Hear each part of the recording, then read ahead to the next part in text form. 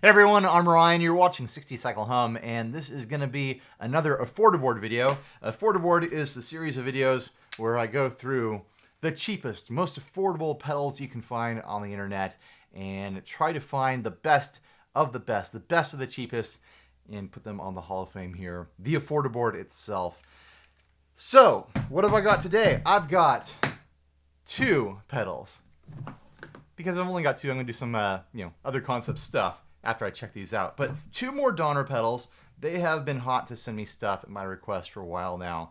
I asked for a bunch of pedals.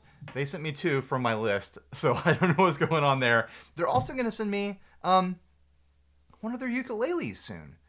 They were asking me to look through all their catalog of stuff. I was like, that ukulele looks cool, so I'll check out another uke. Anyways, what do we have here? We've got what is probably what can be considered a classic of affordable import pedals, the Yellow Fall Delay. This is one people bring up all the time as, referencing that they own it or have owned it or that I should check it out. So I'm glad I finally have one in to compare to stuff on the affordaboard. I've actually owned one of these years and years and years ago, so I'm interested to see how it stacks up to my memories. Next up is the mini pedal extreme driver. I'm expecting this to be like a turbo DS1 sort of thing. I mean, visually that's what's going on here. A turbo distortion, a Boss turbo distortion. It has a tube, ultra, and normal setting. I don't know, but visually that's what I'm getting from this. Here's the Yellow Fall. I really like the boxes. I've said it before. I really like the boxes these Donner pedals come in. This nice little magnet closing firm box with a nice graphic on it. I keep giving them to my kids and they love them. They stack them. They put their little toys in them. They treat them like building blocks. All right. This will be the order. Let's plug them in and check out these two pedals. And then I'm going to do some comparison shootouts against other delays with the Yellow Fall, and then I have a fun thing planned for the Extreme Driver. I've been organizing all my affordaboard pedals into ridiculous totes because one box wasn't enough to hold them all. I've got my dirt pedal tote right here and my delay pedal tote down here. I think what I'm going to do is I'm going to go through the tote of the dirt pedals, and I'm going to compare all of them and sort them in between fuzz and overdrive and distortion, just to get a better kind of view of what's going on there. I'm using a new brand of patch cable. They are sponsoring the podcast and my travel series, Road Case. There they are right there. I like these things. They're by Tour Gear Designs. I'll put a link down below. They fit together real snug between pedals. Nice little kind of jack head on there. Flat, very flexible and soft cable in between. I'm a fan. I like them. I'm happy to have them around. Let's do them this way. It'll be easier for video. We've got power on both of them. Now to choose a guitar. In affordaboard tradition, I'm going to use an affordable guitar. This time I'm using the Harley Benton FLT T90. It's got Filtertrons in it. You see what's going on here.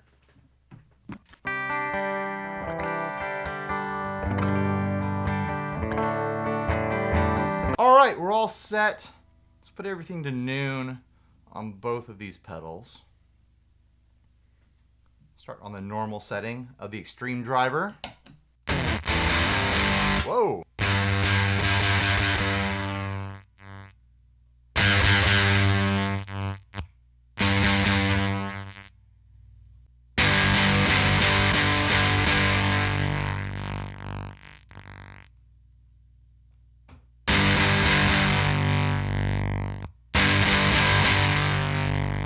I was not expecting that starved sound.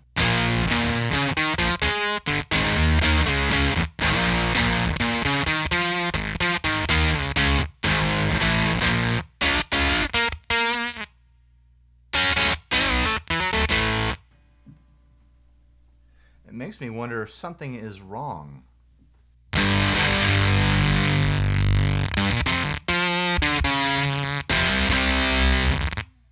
try a different power source. I was using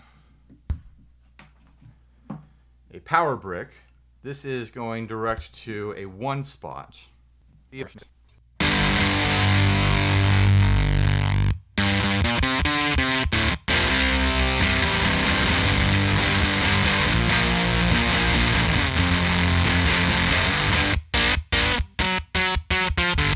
Not at all what I was expecting from this pedal.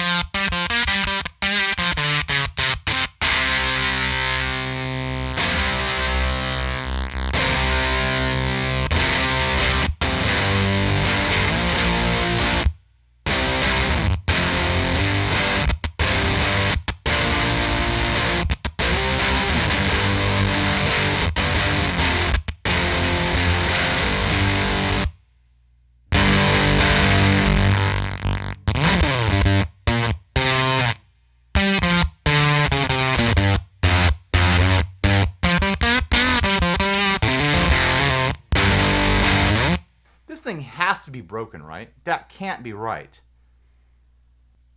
It looks like it wants to be a turbo distortion, or at least a DS1. But it sounds like a super gated, super voltage starved fuzz, which I've not encountered in any of the affordaboard drive pedals. So I think this thing is broken, even though I kind of like what it's doing right now. Like, I always love it when I find something in the affordaboard series that's weird and not expected, because so often these affordable pedals are trying to be as vanilla as possible and trying to be as safe as possible to appeal to the widest range of consumers as possible. And this is very niche. This sound, most people don't want this sound, but the people who do are probably pretty excited about this right now.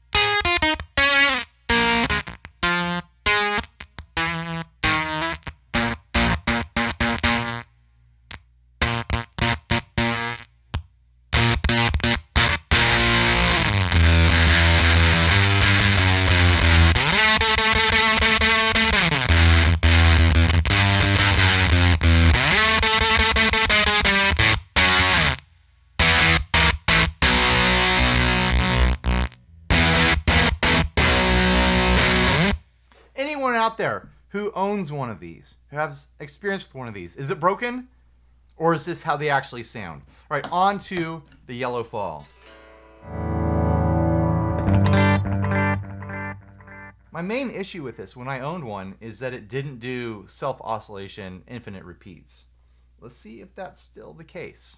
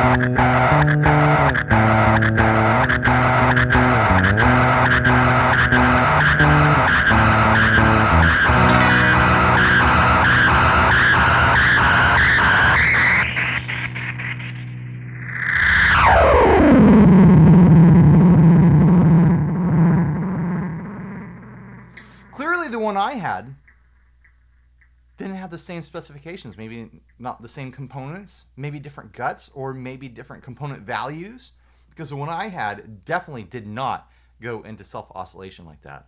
I bought it specifically to be a replacement for a DD3 on my pedal board because the DD3 was too big for what I was trying to do, and I really only needed a delay pedal to do spaceship noises for one song in my surf band set. So I was hoping this would do it for me, and the one I got, it didn't act like this. If it had, I could have used it.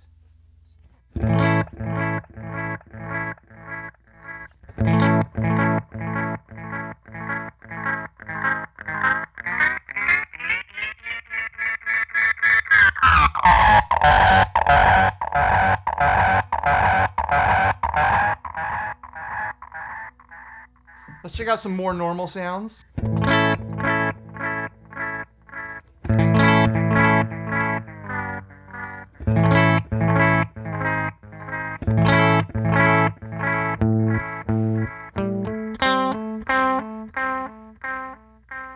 Kind of nice, crispy degradation of the signal there.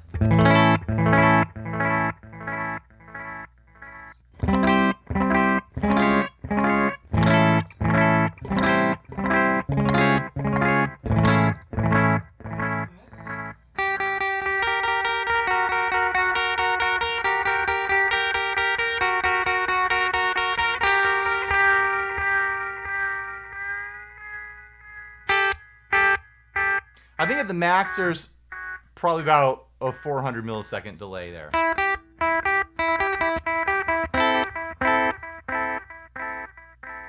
Maybe a little longer.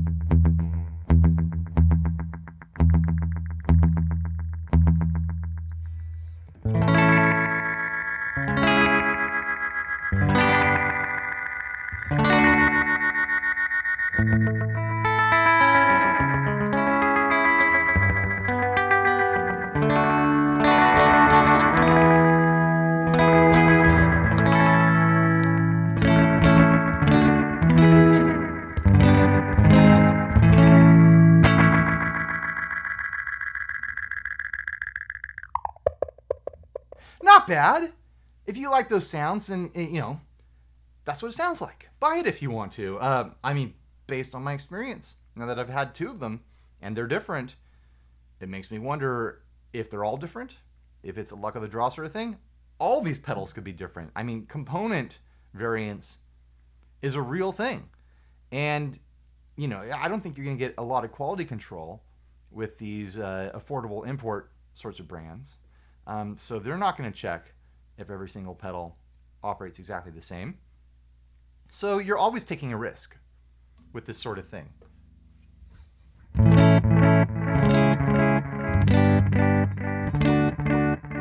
But if you order through Amazon or some retailer that has a good return policy, the risk isn't that great and the price isn't that great. Well, it's a great price. You know what I mean? It's not a high price.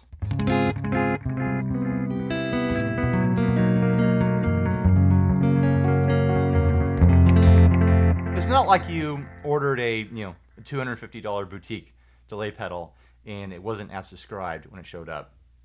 These are probably like $30, $40 pedals or whatever.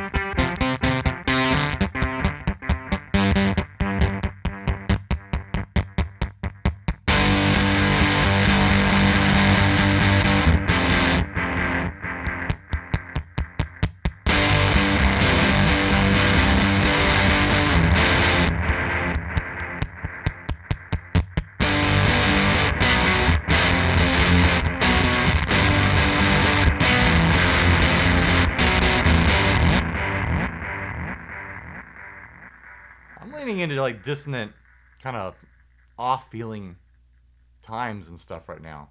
All right, let's do what I was talking about. And do some comparisons against some other delay pedals from the ghost of a Fordable past. Maybe the Azor. Here's another Donner, the Donner Wave.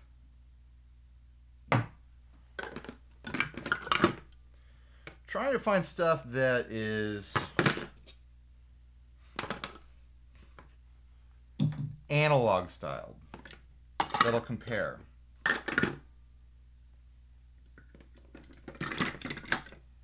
The Cuvave. Got a bunch of green pedals here.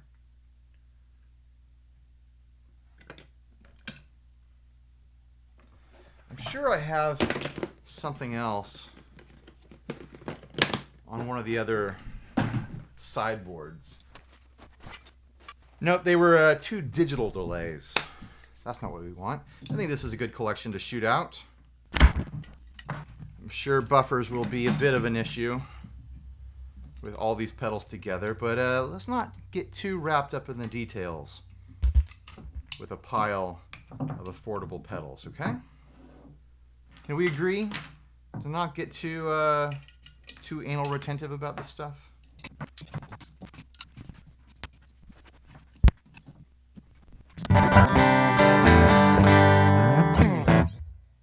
It seems to be passing a signal. Doesn't sound too dark.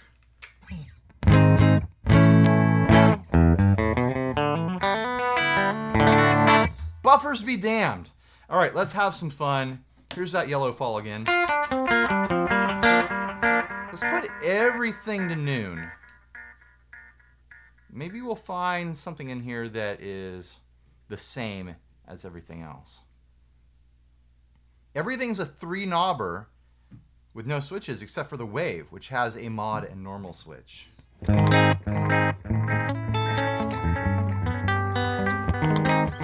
These could all very likely be the same circuit. Let's find out.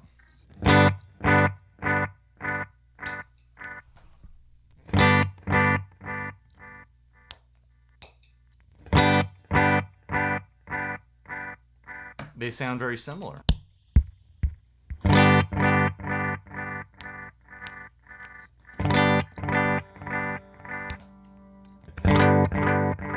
This one sounds different, but not crazy different.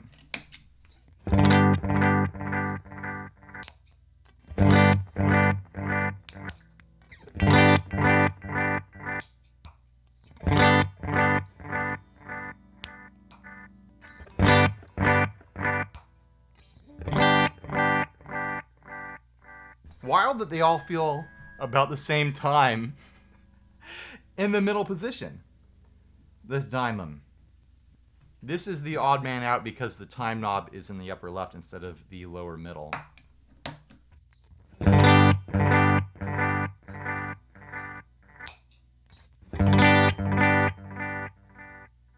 Not as long of a feedback on this one.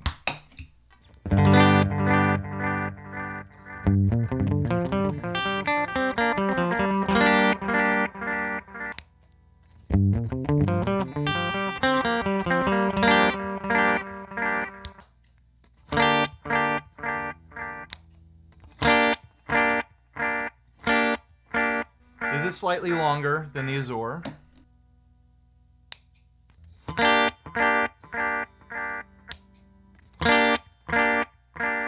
Those sound nearly identical to me, as does the Cuvave.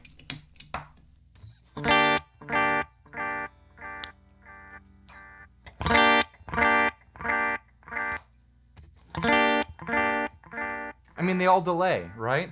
This one's got a mod switch. There we go.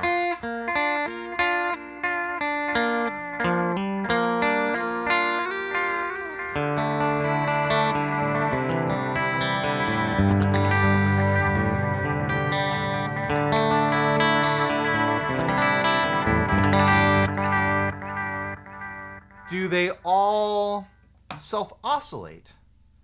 Let's dime those feedbacks. Feedback is in a different position there, as it is here. You already know about this one.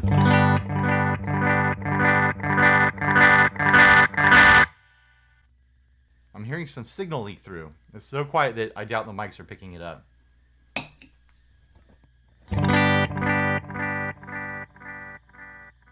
No self-oscillation from the Kuvave.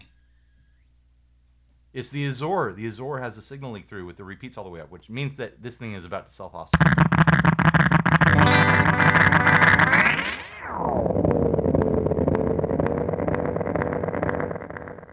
I guess that means it's not true bypass.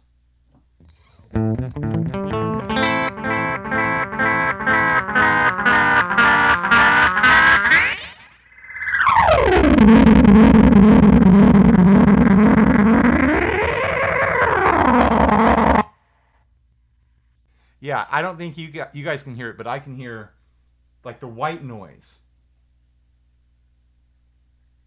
is leaking through, and the delay is still going even while in bypass, which means this thing is not true bypass at all. All right, K-mize.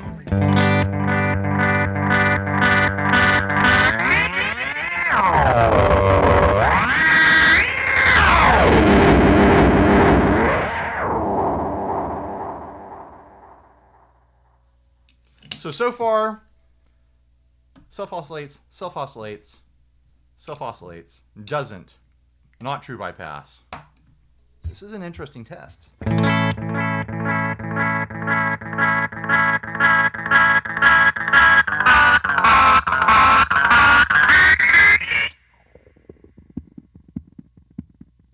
This self-oscillates.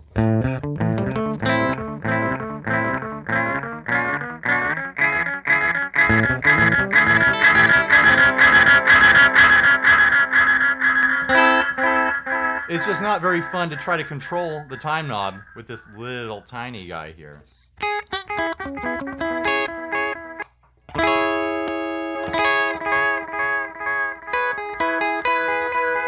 But if you need a really small noisemaker that's always on oscillation, there it is.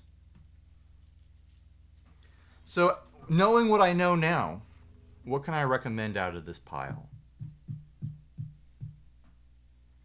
I think these three stand as strong examples of an affordable analog delay that goes into self-oscillation for some fun. If you want to do spaceship noises, these two are the winners. They're probably going to be cheaper too. I remember these being a little bit more on the pricey side because they're this very small, specialty sort of case. I'd say between the two because they sound so similar. Just feel free to go with whatever's cheapest or has the look that you want. The fact that this lets noise through and clearly isn't true bypassing, I think people should know about that. I think it's something to consider. That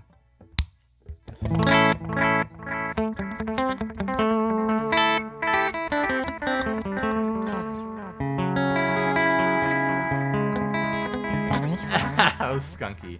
All right, on to the distortions. And all these delays go into the delay bin. Or the time-based bin. I've got the reverbs in here as well. You got to be organized when you have this many affordable pedals sitting around. All right, let's find some stuff to compare. I mean, the Extreme Driver, even though it's inspired what I'm about to do, like, this is a fuzz, as it is right now. And it's, I'm assuming, broken state. So let's have a fuzz pile right off the bat. Fuzzes will go over here. Distortions will go over here. And I'll put overdrives back in the box. We already know this is a distortion. Ultra metal is a distortion. Maybe I can pull out the camera quite a bit more. There we go. Now we're in business.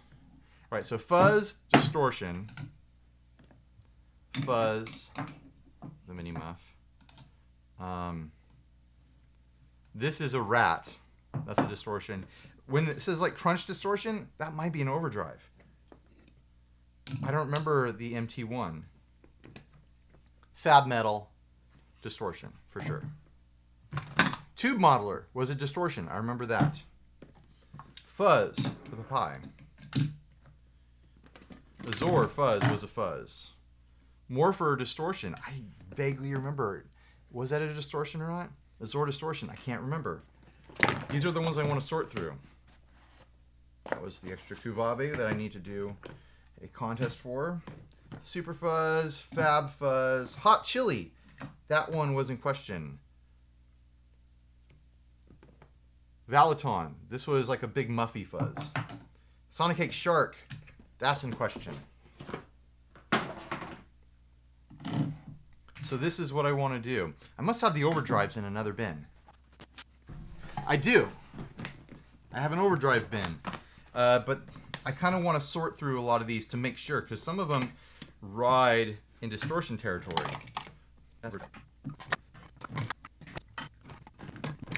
Okay, now we have something.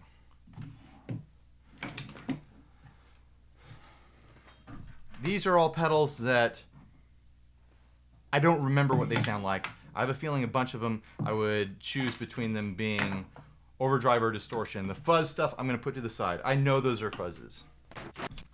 So the question remains, what is an overdrive and what is a distortion? Because a lot of these are, they're labeled overdrive or distortion, but when I played them, I was like, that sounds more distortion-y to me. Put them all to the side, and we'll do them one by one. Feel free to play along at home. Shout out in the comments if you think it's an overdrive or a distortion.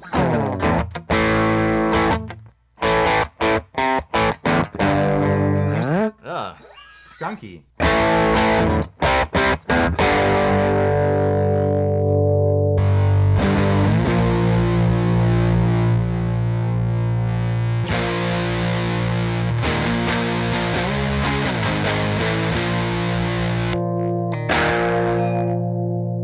Sounds like I need a tune.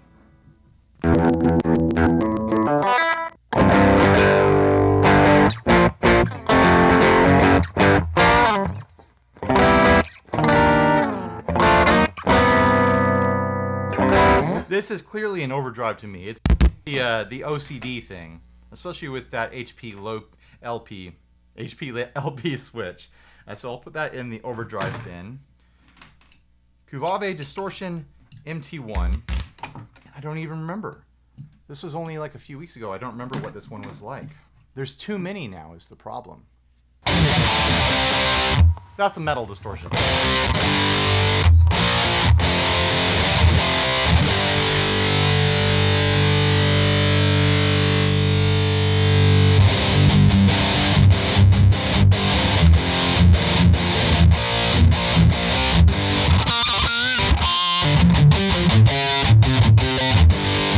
Yeah, that's a metal distortion. K-line thing here, it's got a boost on one side and overdrive on the other.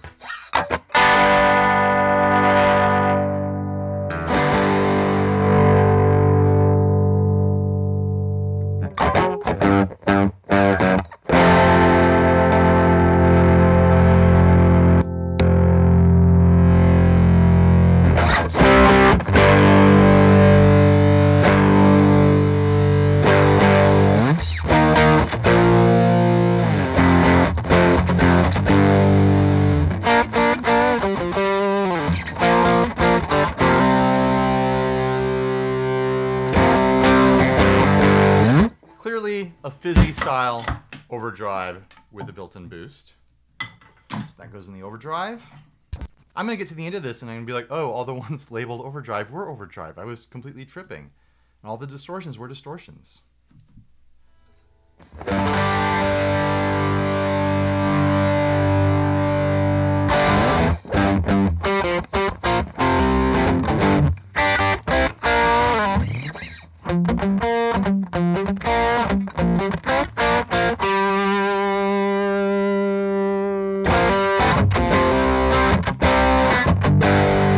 Yep, another fizzy style overdrive. Sonic Cake Shark! based on the markings distortion.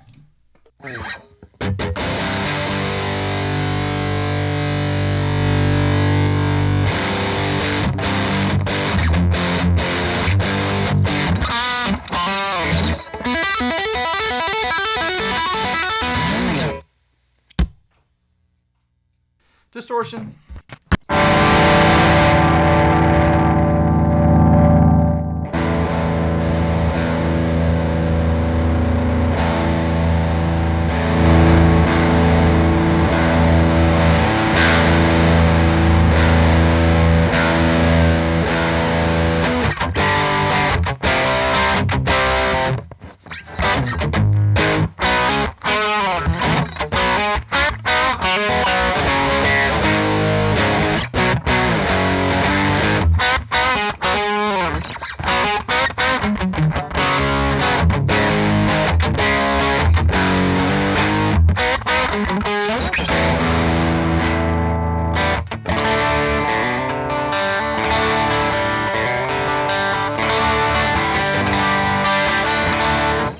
Like that one, but it is an overdrive. It's honest.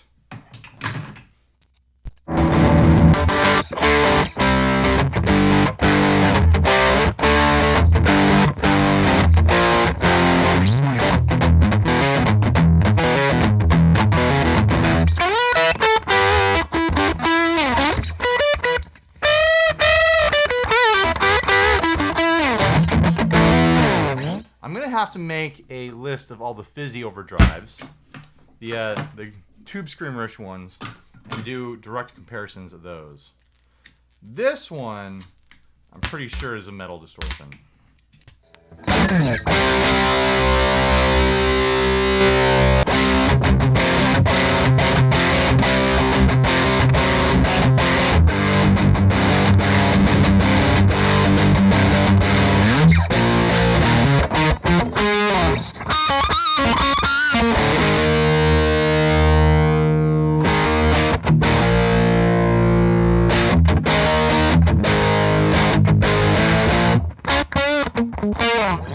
Rather like that.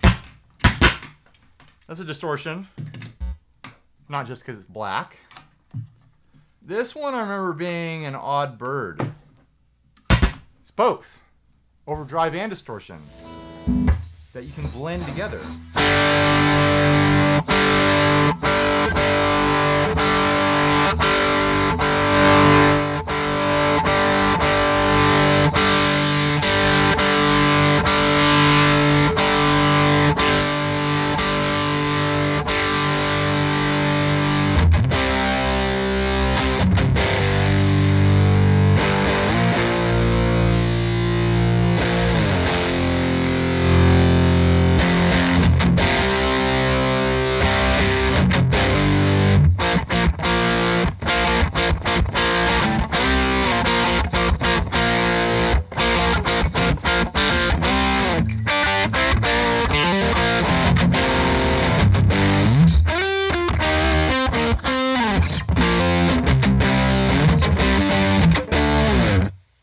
It's not really my flavor, but I'm going to call this a distortion just because once you introduce distortion into an overdrive, it turns it into distortion. It's not overdrive anymore. It overwhelms it.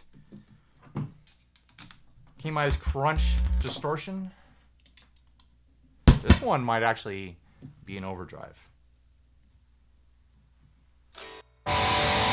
No.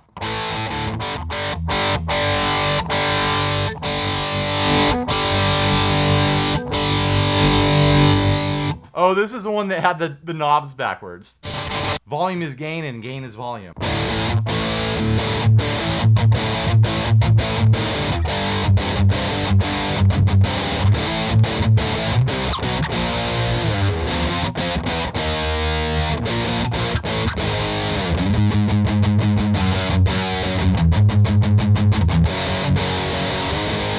Very nasal, radish distortion. Hot, chili, unmarked. Could be overdrive or distortion.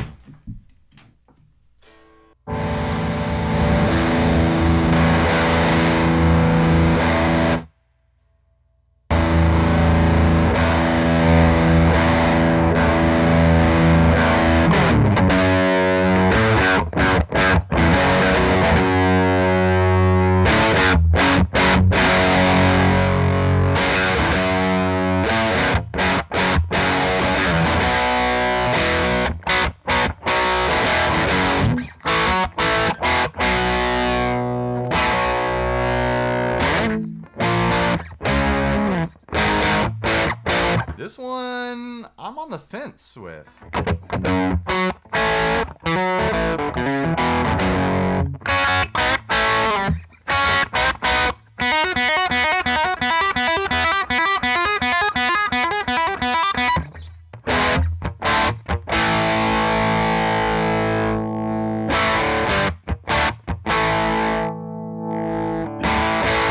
It doesn't really blend down to clean, which I'm sure a bunch of the other overdrives didn't either, but the way it blends the gain down feels like a distortion to me.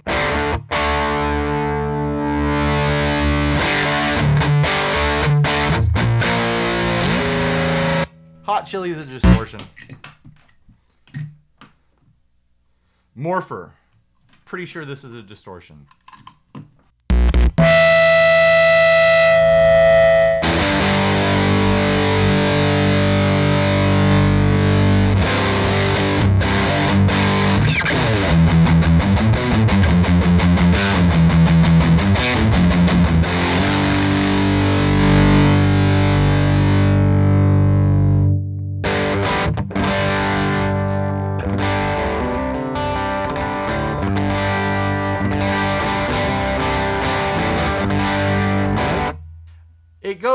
It goes some decent clean.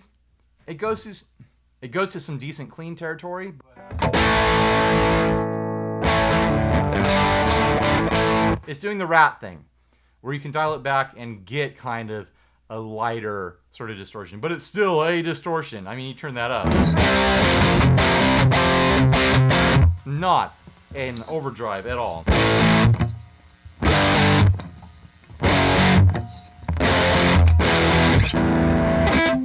Kind of noisy. Tons of output on this. If you want a big volume boost. Oh man. Fab Overdrive from Dan Electro. Hey.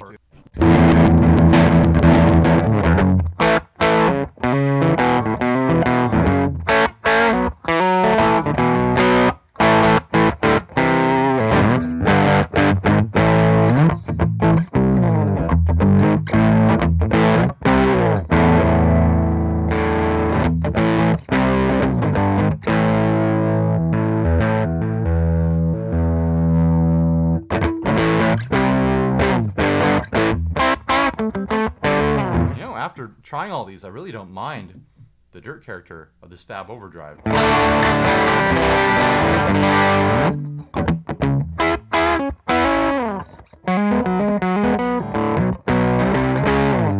It's a bit dark, but that is an overdrive.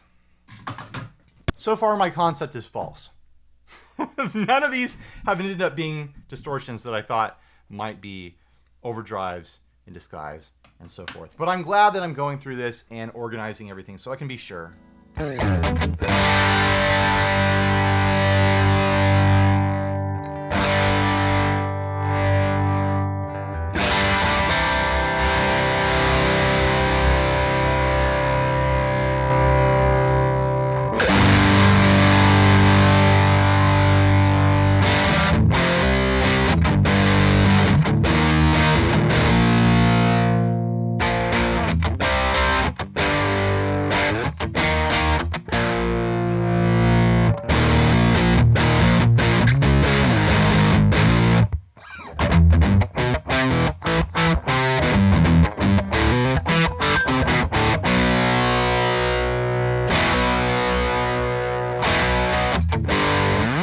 Even though it gets pretty high gain, it's got an overdrive feel to it. It's just a higher gain overdrive. All right, last one. Green tube. Watch, this is going to be the one that actually meets the premise that I thought I was going to be exploring.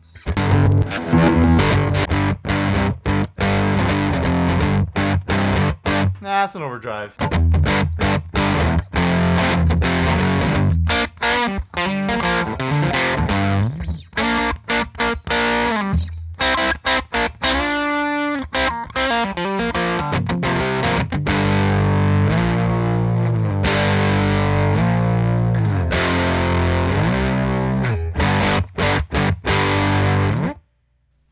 that's been that.